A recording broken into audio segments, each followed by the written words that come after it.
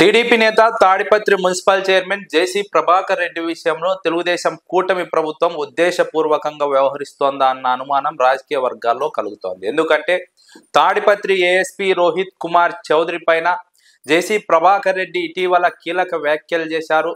ఆయన పైన ఉన్నతాధికారులకు ఫిర్యాదు చేశారు. జేసీ ప్రభాకర్ రెడ్డి ఫిర్యాదుల నేపథ్యంలో ఏఎస్పీ రోహిత్ కుమార్ చౌదరిని ఇంకో చోటికి పంపుతారని రాజకీయ వర్గాల్లో చర్చ జరిగింది.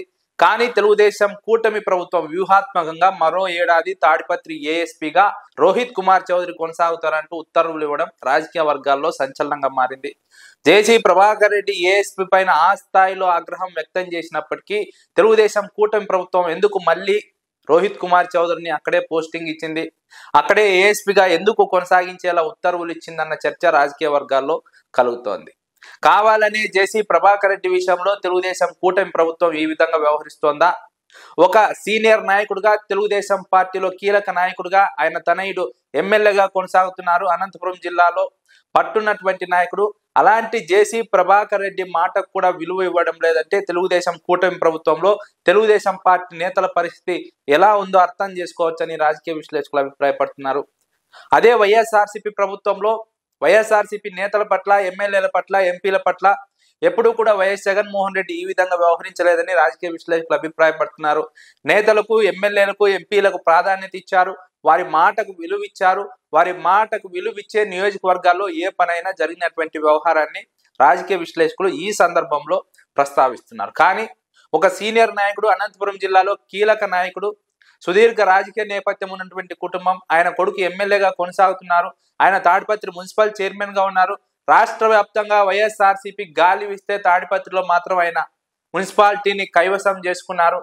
కానీ అలాంటి చోటే జేసీ ప్రభాకర్ రెడ్డికి తెలుగుదేశం పార్టీ కనీస గౌరవం ఇవ్వడం లేదన్న చర్చ రాజకీయ వర్గాల్లో నడుస్తోంది. ఎందుకంటే ఆయన వద్దన్న ఆఫీసర్ను మళ్ళీ అక్కడే పోస్టింగ్ ఇవ్వడమే దీనికి ప్రధాన ఉదాహరణగా రాజకీయ విశ్లేషకులు అభిప్రాయపడుతున్నారు.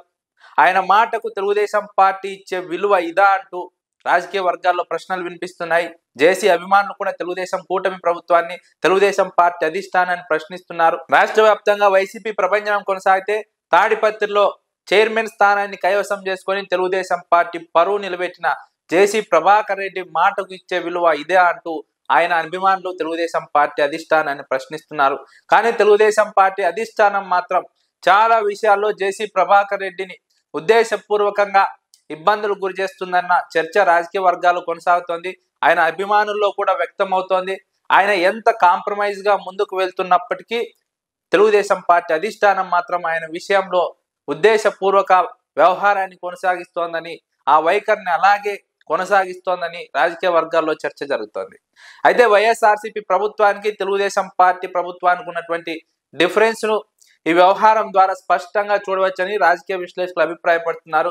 వైఎస్ఆర్సీపీలో కార్యకర్తలకు, నాయకులకు, ఎంపీలకు, ఎమ్మెల్యేలకు వారి మాటకు నియోజకవర్గంలో విలువనిస్తే తెలుగుదేశం పార్టీ ప్రభుత్వంలో ఒక సీనియర్ నాయకుడికి, జిల్లాలో పట్టున్నటువంటి నాయకుడికి, ఎమ్మెల్యే తండ్రికి, తాడిపత్రి మున్సిపల్ చైర్మన్ కి ఇచ్చే విలువ ఇదా అంటూ రాజకీయ వర్గాల్లో ప్రశ్నలు వినిపిస్తున్నాయి. అయితే జేసీ ప్రభాకర్ రెడ్డి ఈ నిర్ణయం పైన ఎలా స్పందిస్తారు? ఆయన ఈ నిర్ణయాన్ని స్వాగతిస్తారా, వ్యతిరేకిస్తారా? తెలుగుదేశం కూటమి ప్రభుత్వం విషయంలో ఎలాంటి వ్యాఖ్యలు చేయబోతున్నారు అన్న ఆసక్తి రాజకీయ వర్గాల్లో నెలకొన్నటువంటి సందర్భం.